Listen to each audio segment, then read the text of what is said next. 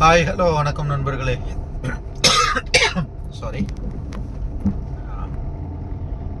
நம்ம எதிர்க்கட்சி தலைவர் உதயநிதி, அதாவது சிம்மாசனத்துக்கு தகுதியானவர், சின்ன தலைவர், சின்ன தத்தி, சின்ன தலைவர், அடுத்த கருணாநிதி அப்படின்னு அழைக்கப்பட்ட உதயநிதி ஸ்டாலின் அவரை சபாநாயகர் சட்டமன்ற பேரவையில் நேற்று லெஃப்ட் ஹேண்டில் டீல் பண்ணியிருக்காரு. அது என்ன அப்படின்னா, அவர் சொல்கிறாரு, இப்போ உள்ள ஆட்சி மக்களோட குறைகளை கவனிக்காம மற்ற கட்சியிலேருந்து எம்எல்ஏக்களை எப்படி இழுத்து வளைச்சி போட்டு அவங்கள ராஜினாமா பண்ண வைக்கலாம் அப்படின்னு நினச்சி பண்ணிக்கிட்டு இருக்காங்க.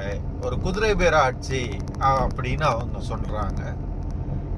அந்த வார்த்தையை கேட்ட அடுத்த செகண்டு சபாநாயகர் ஜேசிடி பிரபாகர் என்ன சொல்கிறாரு அப்படின்னா, எதிர்கட்சி தலைவரே, இந்த குதிரை வேரம் கழுத வேரம்லாம் இங்கே பேசிக்கிட்டு இருக்கக்கூடாது, ஆதாரம் இருக்கா பேசு, இல்லைன்னா பேசாம உட்காரு அப்படிங்கிற மாதிரி சட்டுன்னு பொசுக்குன்னு ஒரு வார்த்தை லெஃப்ட் ஹேண்ட்லேயே டீல் பண்ணி விட்டாப்ல.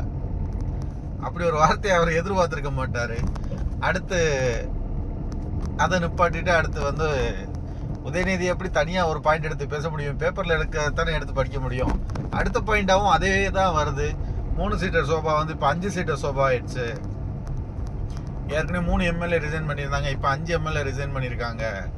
அப்படிங்கிறத சொல்கிறதுக்கு பதிலாக 3 சீட்டர் சோபா 5 சீட் சோபா ஆயிடுச்சு அப்படின்னு சொல்கிறாப்புல.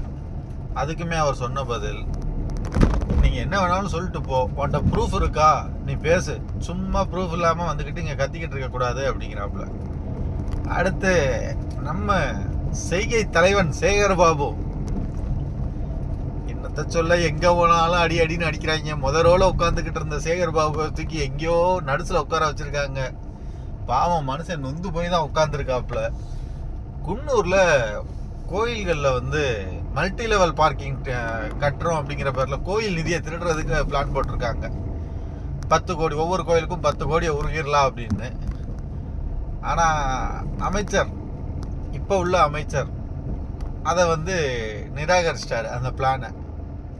எதுக்கு? கோயிலில் ஒரு பாத்ரூம் கூட இல்லை, போகிறதுக்கு வர்றதுக்கு பாத்ரூம் கூட இல்லாத கோயிலில் எதுக்கு உனக்கு இப்போ மல்டி லெவல் கார் பார்க்கிங்? அதால் நீ என்னத்த கோயில்,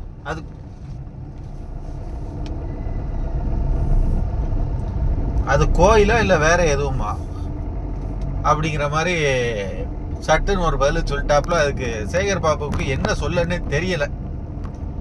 ஐயோ பாவம், ஏதோ பண்றாங்க.